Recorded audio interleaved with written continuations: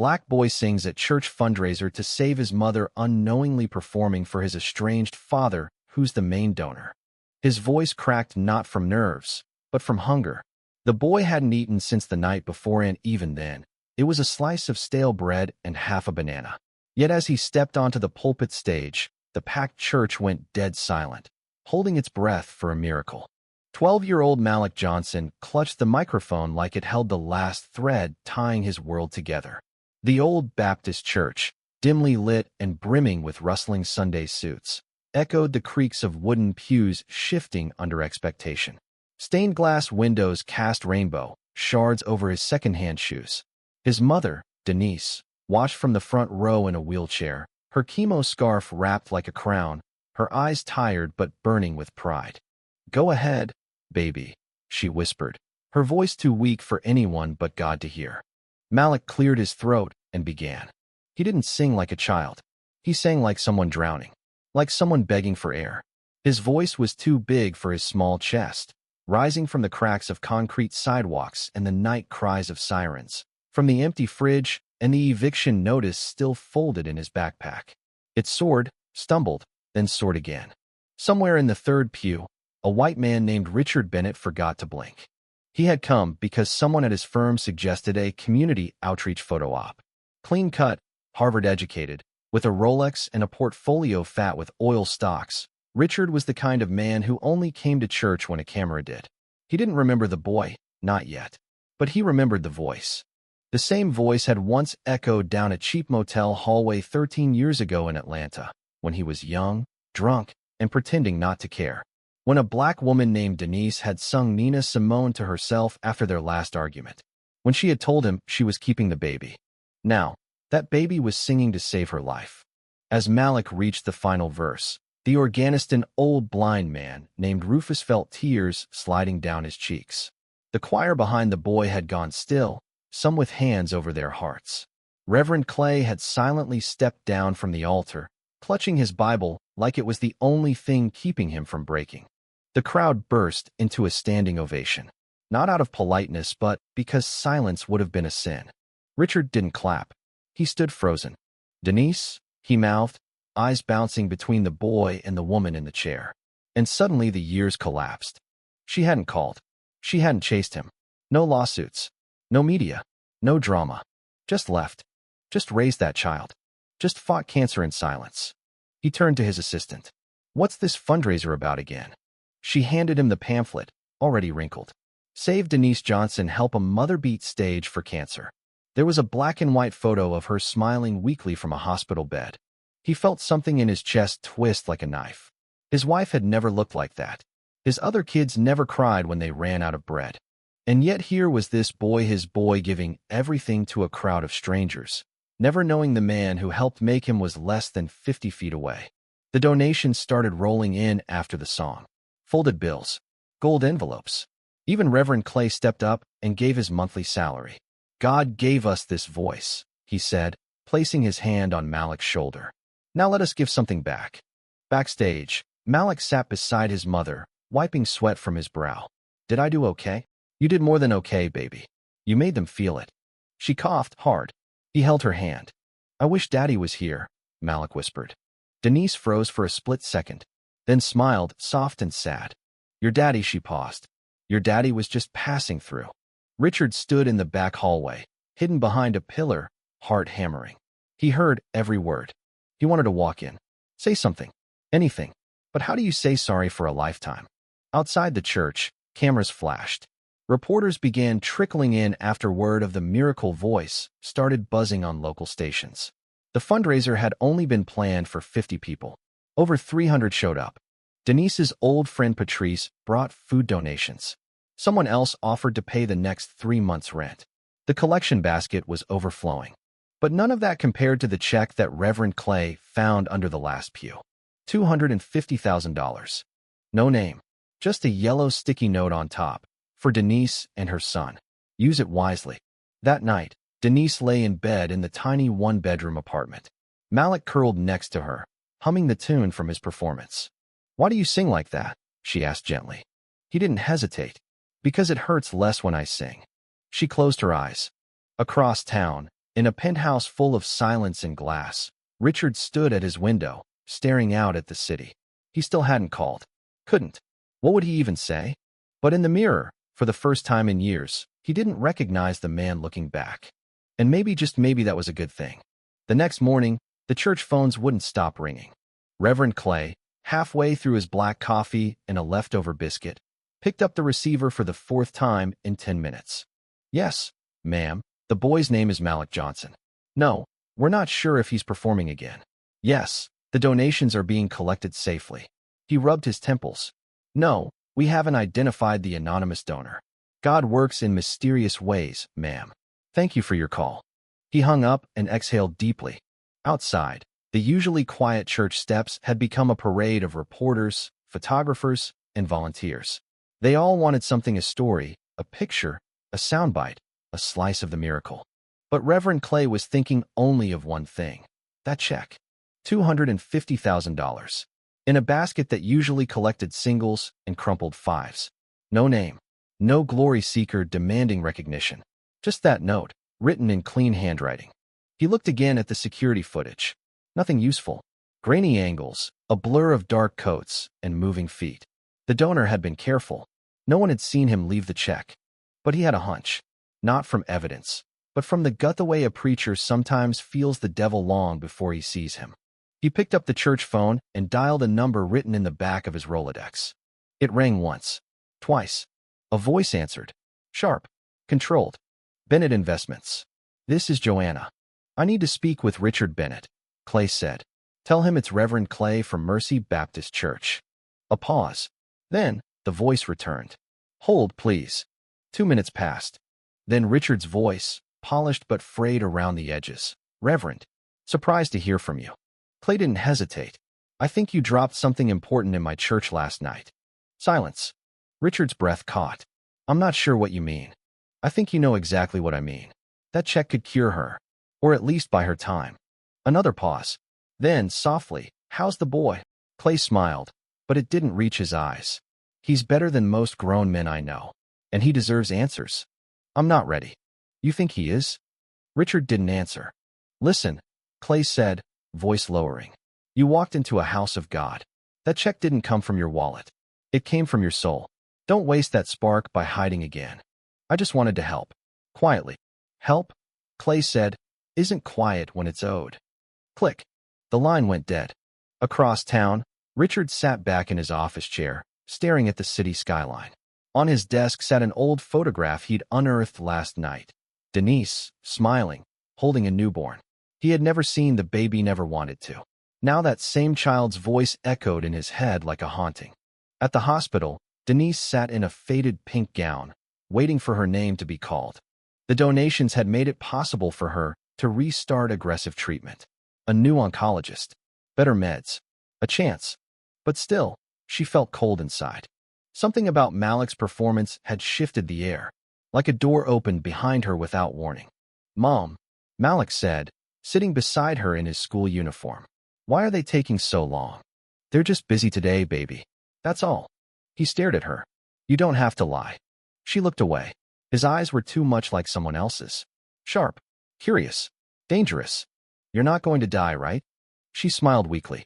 Not today. He leaned against her shoulder. I wish I had a dad. I mean, like, a real one. Someone who doesn't just exist in stories. She froze. You always say he wasn't ready. But maybe now he is. What if he came to church? What if he saw me sing? Denise felt the nausea return, not from the chemo. From fear. What if he had been there? What if he'd seen the boy and recognized everything he'd thrown away? She shook the thought. Let's not talk about him, okay? We got other things to focus on. Malik's face dropped. But he nodded. Later that week, Malik stood alone in the back of the church, clutching a brown envelope. Inside was a letter from the mayor's office. They wanted him to sing at the city's upcoming youth civic gala. TV coverage. Important guests. A scholarship offer included. He should have been thrilled. But the idea of singing in front of another room full of strangers felt different now. Heavy. Like expectation had a weight he couldn't shake. He turned to find Reverend Clay behind him, watching quietly. You thinking of saying no? The Reverend asked. I'm tired. You're 12. Exactly. Clay walked over, and sat beside him on the wooden bench. "You know," the Reverend said, "when Moses was called, he said, 'But I have a stutter.' When David was called, he said, 'But I'm just a boy.' And when you were called, you sang anyway." Malik looked down at his hands. "I don't want to be special," he said. "I just want to help my mom." Clay nodded. "You already did. But helping ain't always a one-time thing. Sometimes, God gives you a voice because you're supposed to use it more than once." Malik turned. "Do you think he gave me this voice because of my dad?" Clay smiled. "No. He gave you that voice despite your dad." A long silence followed. Then Malik asked, "Do you know who he is?" Clay hesitated. "That's a question your mama has to answer, son. But know this, it don't matter who your father was. It matters who you are." Malik stood up slowly. "I'll sing at the gala." Clay smiled wide. "And Reverend," the boy added, eyes sharp, "if my dad was there that night, and he heard me, then I hope it hurt." Clay's smile faded. "It did, son," he said quietly. "It did." Meanwhile, Richard sat in his study, poring over his calendar. He'd been invited to the Youth Civic Gala through the firm, another PR moment. When he saw Malik's name on the performer list, his heart dropped. He had made the donation. He had done the right thing. Wasn't that enough? But some part of him knew with a clarity that sliced like glass that watching the boy sing again, without saying anything, that would be a new kind of sin. He picked up the phone. "Joanna," he said to his assistant. "Yes, sir." "Cancel my meetings on the 10th. I'm going to that gala." "You hate those events." "I'm going," he repeated. He didn't know what he'd say. He didn't know how she'd react. He didn't know if Malik would ever forgive him. But he would be there. This time, he would not be a ghost. The Civic Gala was held in the grand ballroom of the downtown convention center, its marble floors gleaming under the weight of politicians, executives, and community leaders. Tall banners hung from the ceiling, reading, "Honoring Tomorrow's Voices." Spotlights swept across the walls, illuminating the stage like it was the center of the universe. Malik stood behind the heavy red curtain, his palms slick with sweat.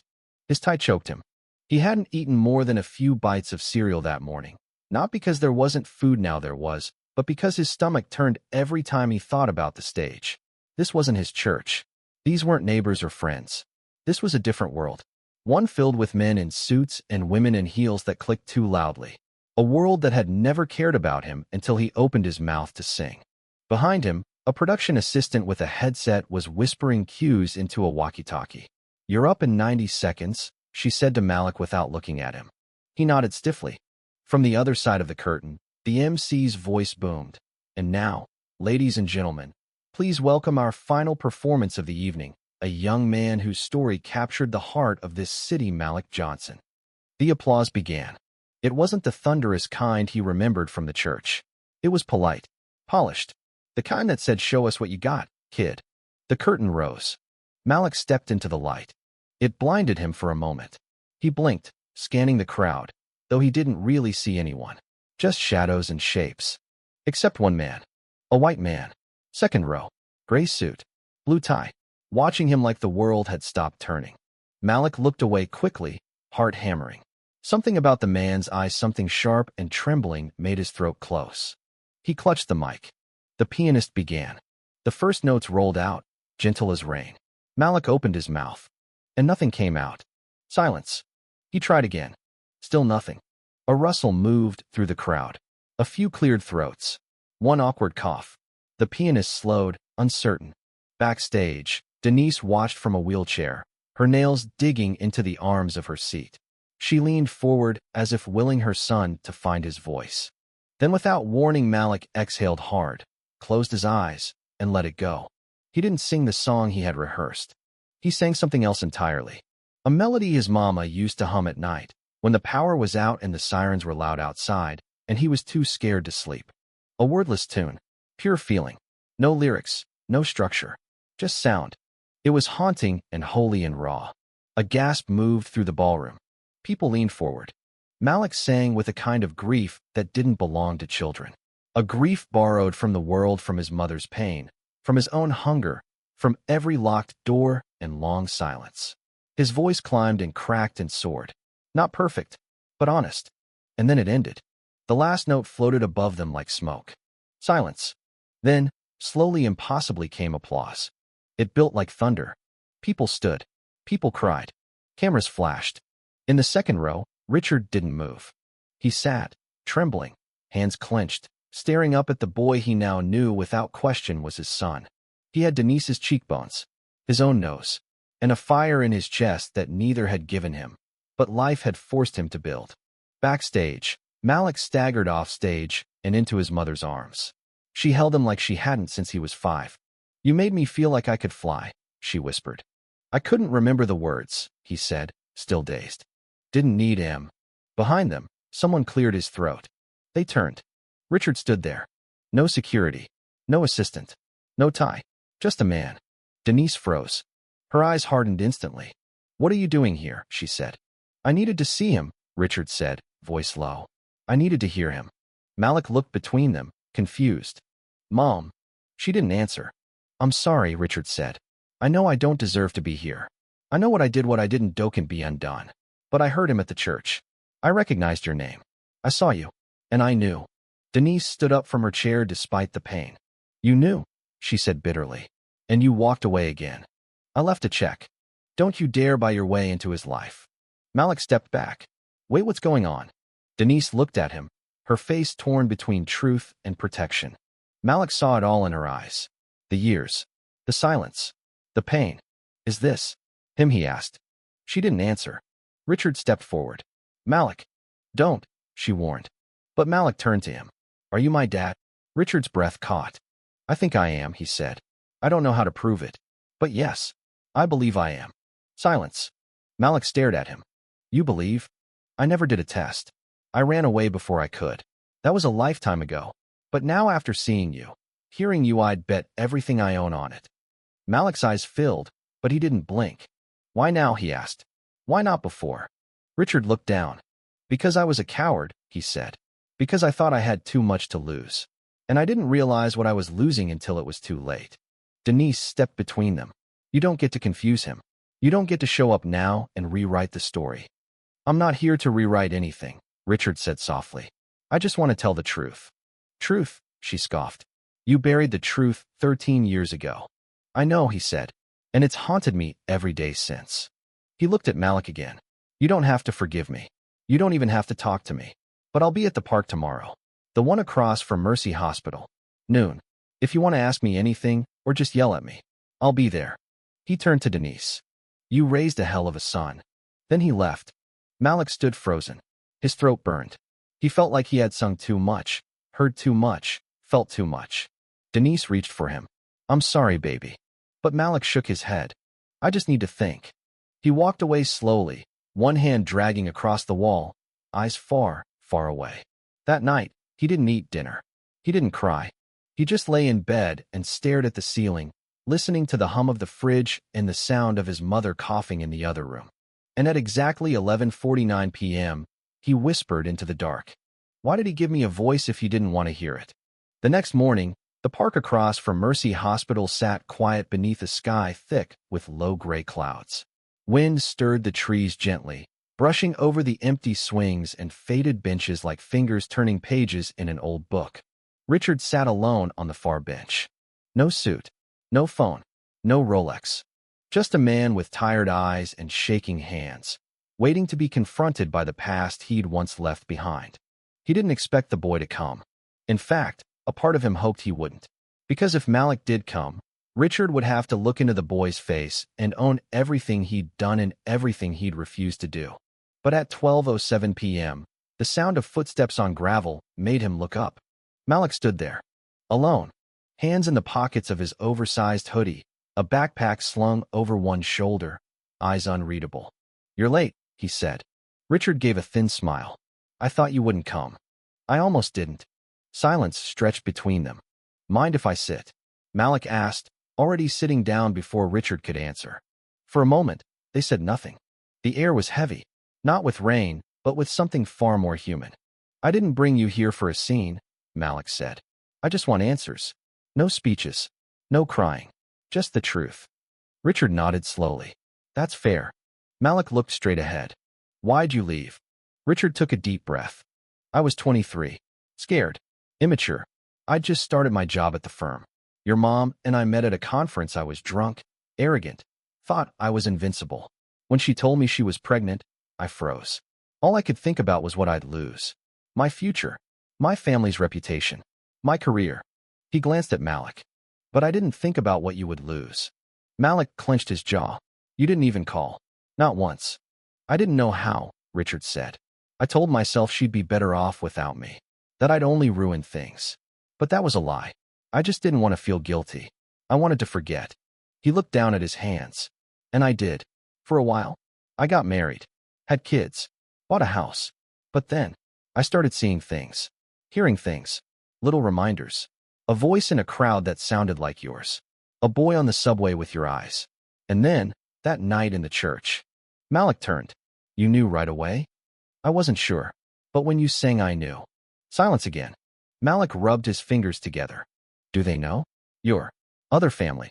No, Richard said. Not yet. My wife knows something's wrong. I told her there's something I need to make right. But I haven't said who. Malik nodded. And what? You think we're gonna hug this out and go get ice cream? No, Richard said honestly. I don't expect anything. I want you to know I'm here now. If you want me. Malik looked at him. You can't erase 13 years. I know. You can't just drop a check and think that makes us even. I know. Then why are you really here? Richard's voice broke slightly. Because for the first time in my life, I want to be better. And I think knowing you might teach me how. Malik stared at him, eyes hard, then softer. Do you like music? He asked. Richard blinked. Music? Yeah. I mean, clearly not enough to come hear your son sing for 12 years. Richard gave a painful laugh. I used to. Haven't listened much lately. I like Sam Cooke, Malik said. And Lauryn Hill. Gospel. Real stuff. Not just beats, but stories. Yeah, Richard said quietly. Me too. Malik reached into his backpack and pulled out a folded sheet of paper. This is a letter I wrote to the man I thought you were. The one who left. He handed it to Richard. Read it when you're alone. Don't call me after. Just sit with it. Richard took the paper with trembling fingers. Malik stood. I don't know if I forgive you, he said. But I don't hate you either. You're not a ghost anymore. You're just someone I gotta figure out. Richard nodded slowly. I'll wait. However long it takes. Malik hesitated, then added, almost in a whisper, if you want to come to church next Sunday, I'm singing again.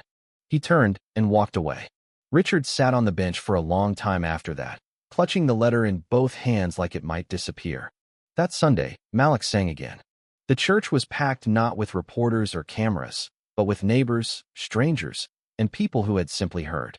Denise sat in the front row, stronger than she'd been in weeks. The new treatment was working. Malik took the mic and scanned the pews. And he saw him. Richard, near the back. No camera. No agenda. Just a man, head bowed, hands folded, eyes full of something Malik didn't yet know how to name. He looked down at his sheet music, then set it aside. He didn't need it. This time, he sang for no one and everyone. Not to impress, not to plead, but to testify. He sang of pain and redemption, of wrongs and reckonings, of fathers and sons. He sang as if his voice could make the world bend just a little closer to mercy. And for a moment, it did.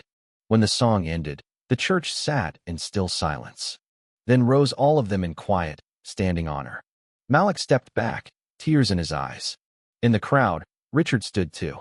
Not clapping, just listening. Maybe, finally, for the first time in his life. Weeks passed. Richard began volunteering at the church's food pantry. Quietly, anonymously. Malik didn't say much to him at first, but every so often, he'd nod across the room, or help him lift a box, or share a joke in passing. And one evening, as the sun dipped behind the steeple and the air turned gold, Malik walked over and sat beside him on the church steps. Sam Cooke, he said, handing over one earbud. Richard took it, placed it in his ear, and they listened. Just two men. Not a perfect ending, but maybe a beginning. Maybe the kind of beginning only forgiveness can write. And as the final notes of a change is going to come drifted into the evening light, Richard looked at Malik and whispered, Thank you for giving me a second chance I didn't deserve. Malik didn't answer. He just leaned back against the steps, arms behind his head, and smiled. Because sometimes, mercy doesn't come from heaven. Sometimes, it's sung into existence by a boy who refused to let pain be the final verse. The end. Thank you for listening. If you find it interesting, please like and subscribe to follow the next stories.